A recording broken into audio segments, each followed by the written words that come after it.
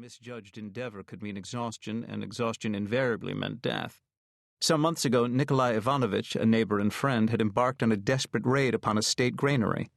He had not returned. The next morning, Nikolai's wife and Oksana had gone looking for him. They'd found his body by the roadside, lying on his back, a skeletal body with an arched, stretched stomach, his belly pregnant with the uncooked grain he'd swallowed in his dying moments. The wife had wept while Oksana removed the remaining grain from his pockets, dividing it between them. On their return to the village, Nikolai's wife had told everyone the news. Instead of being pitied, she'd been envied. All anyone could think about were the handfuls of grain she possessed. Oksana had thought her an honest fool. She'd put them both in danger. Her recollections were interrupted by the sound of someone running. No one ran unless there was important news. She stood up, fearful. Pavel burst into the room and breathlessly announced, "Mother, I saw a cat." She stepped forward and gripped her son's hands. She had to be sure he wasn't imagining things. Hunger could play tricks. But his face showed no sign of delirium. His eyes were sharp, his expression serious. He was only 10 years old, and already he was a man. Circumstances demanded that he forego his childhood. His father was almost certainly dead. If not dead, then dead to them. He'd set off toward the city of Kiev in the hope of bringing back food. He'd never returned, and Pavel understood, without needing to be told or consoled, that his father would never return. Now Oksana depended upon her son as much as he depended upon her. They were partners, and Pavel had sworn aloud that he'd succeed where his father had failed. He'd make sure his family stayed alive. Oksana touched her son's cheek. "Can you catch it?" He smiled, proud. "If I had a bone." The pond was frozen. Oksana rooted through the snow to find a rock. Concerned that the sound would attract attention, she wrapped the rock in her shawl, muffling the noise as she punctured a small hole in the ice. She put the rock down. Bracing herself for the black, freezing water, she reached in, gasping at the cold. With only seconds before her arm would become numb, she moved quickly.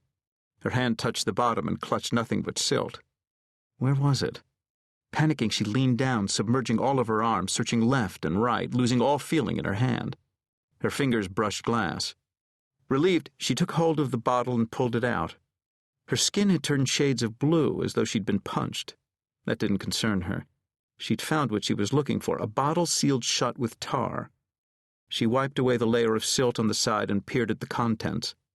Inside was a collection of small bones. Returning to the house, she found that Pavel had stoked the fire. She warmed the seal over the flames, tar dripping onto the embers in sticky globs. While they waited, Pavel noticed her bluish skin and rubbed her arm, restoring the circulation, ever attentive to her needs. With the tar melted, she tipped the bottle upside down and shook. Several bones snagged on the rim. She pulled them free, offering them to her son. Pavel studied them carefully, scratching the surface, smelling each one. Having made his selection, he was ready to leave. She stopped him. "Take your brother." Pavel thought this a mistake. His younger brother was clumsy and slow. And anyway, the cat belonged to him. He'd seen it, he'd catch it. It would be his victory. His mother pressed a second bone into his hand. "Take Andrei." Andrei was nearly 8 years old, and he loved his older brother very much.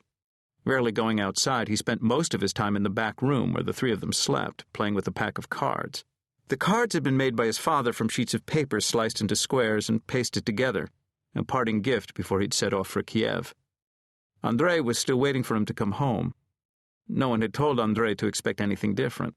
Whenever he missed his father, which was often, he'd deal the cards on the floor, tirelessly playing patience. He was sure if he could just finish the pack, then his father would come back. Wasn't that why he'd given him the cards before he left?